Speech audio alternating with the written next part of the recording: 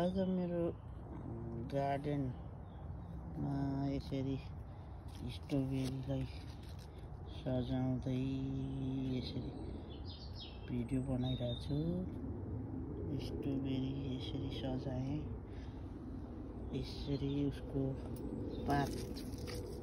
पातमा यसरी पातमाथि यसरी राखेर गरेको छु।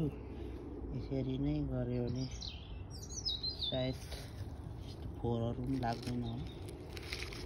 यसरी गरेर चाहिँ यसरी मेरो स्ट्रबेरीलाई चाहिँ आज यसरी सिँगार पटार गरेर यसलाई यसको पातहरू फ्याँकिदिएर यसरी घोट्दैछु।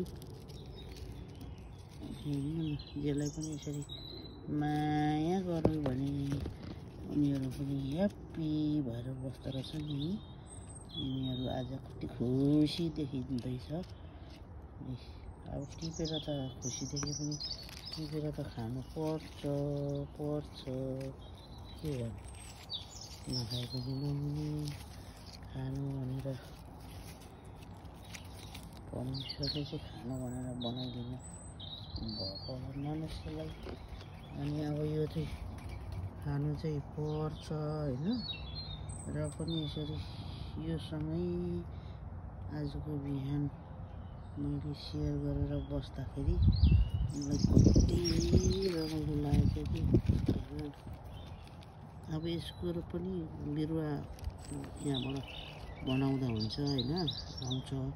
तर अब यसलाई बिरुवा यसरी नै पलाउँछ कि साथीहरू, यो यसरी पलाउँछ होइन। यो पलायो भने यहीलाई रोपिदिने फेरि। अनि यो चाहिँ चिम्फिन भन्ने हो।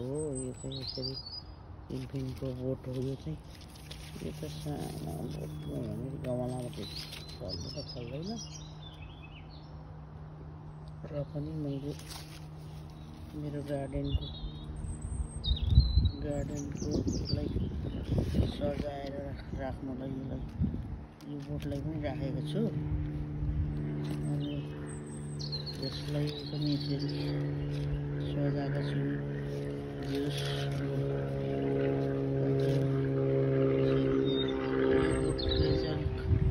पछि फल्ने रहेछ कि यसको पनि सिजन हुँदो रहेछ। अनि नसजाको बोट चाहिँ